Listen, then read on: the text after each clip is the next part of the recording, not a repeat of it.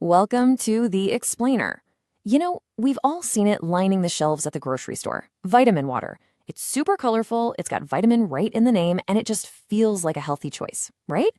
But is it actually good for you, or is this all just really clever marketing? Well, today we're going to find out. So let's just cut right to the chase, shall we?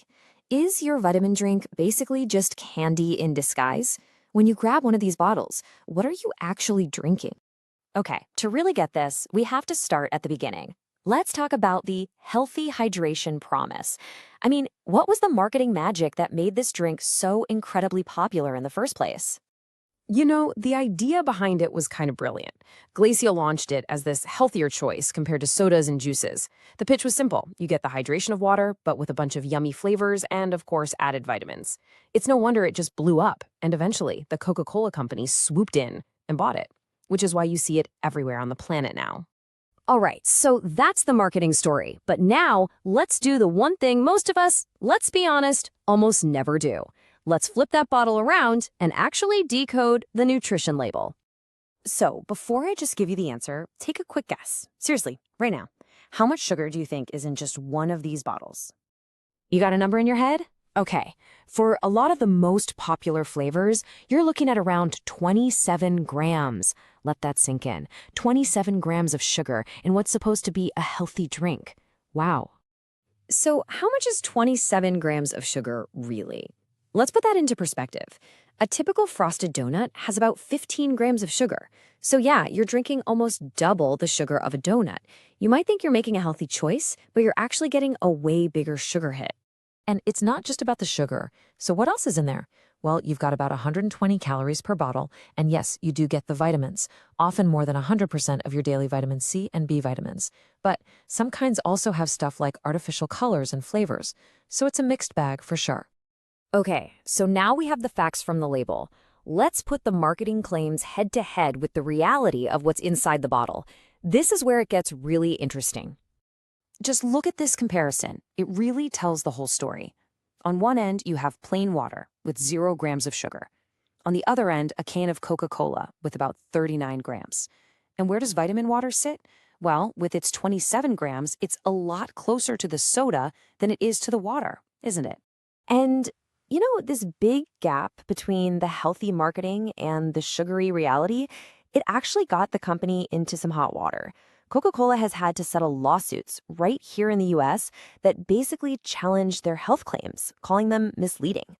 This is actually a textbook example of something marketers call the health halo effect. It's a fascinating bit of psychology. You see one positive thing, like added vitamins, and it creates this halo around the whole product. It makes you automatically think the whole thing is healthy, and you completely overlook the not-so-great stuff, like all that sugar. Okay, so that's the marketing spin and the nutrition label. But what do the actual experts, dietitians and nutritionists, have to say about all this? Well, the general consensus is pretty clear. Most experts will tell you that the vitamin boost you get from these drinks is pretty minimal if you're already eating a balanced diet. Most of us get plenty of vitamins from our food, so the extra stuff in the drink isn't really necessary. And what about just simple hydration, when you're just thirsty? Well, they'll tell you that regular water works just as well. In fact, it works better, because it does the job without any of the extra calories or sugar. So, is there anyone who might actually benefit from this? Well, maybe in a few very specific cases. Think of an endurance athlete who needs quick carbs and electrolytes after a super long workout. Or maybe someone with a specific vitamin deficiency who just can't stand pills. But here's the big caveat. Even for them, that high sugar content is still a real concern. So if vitamin water isn't the amazing health drink it's cracked up to be, what are some smarter ways to hydrate? What should you be reaching for instead?